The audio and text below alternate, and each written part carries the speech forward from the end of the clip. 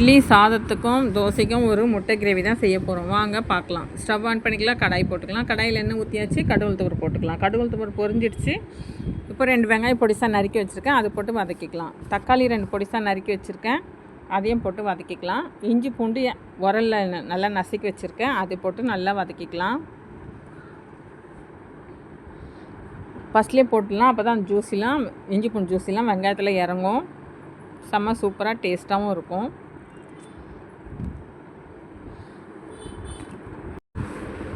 இஞ்சி பூண்டு போட்டு வதக்கியாச்சு. இந்த டைமில் தக்காளி போட்டு வதக்கிக்கலாம். 2 தக்காளி தான் போட்டிருக்கேன்.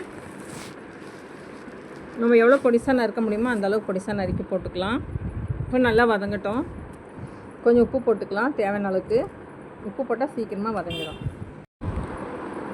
இந்த டைமில் மசாலா சேர்த்துக்கலாம். 1 ஸ்பூன் வெறும் மிளகாத்தூள், 2 ஸ்பூன் குழம்பு மிளகாத்தூள், 1/2 ஸ்பூன் மஞ்சப்பொடி.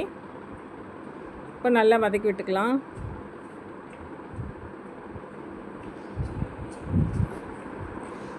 தண்ணி 1/2 டம்ளர் ஊற்றிக்கலாம், போதும்.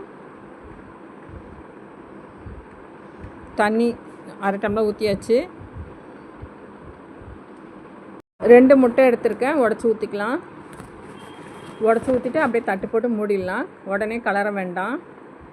உடனே கலரணும்னா நீச்சு வாசனை வரும்.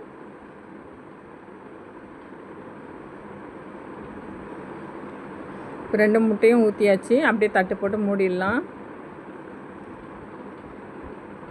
கொஞ்சம் கொத்தமல்லி தூவிக்கலாம்.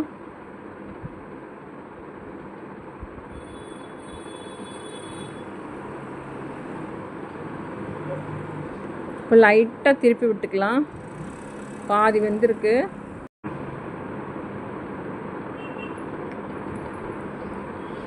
பாருங்கள், நல்லா வெந்திருக்கு. உடச்சி விட வேண்டாம், அப்படியே திருப்பி விட்டுக்கலாம். அப்படியே செண்டு செண்டாக வரும். இட்லிக்கும் தோசைக்கும் சூப்பராக இருக்கும். சாதத்துக்கும் தொட்டுக்கலாம்.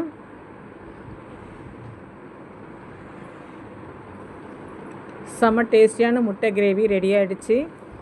நீங்களே ட்ரை பண்ணி பாருங்கள். இந்த வீடியோ உங்களுக்கு பிடிச்சிருந்தா லைக் பண்ணுங்கள், சப்ஸ்கிரைப் பண்ணுங்கள், கமெண்ட் பண்ணுங்கள், ஷேர் பண்ணுங்கள்.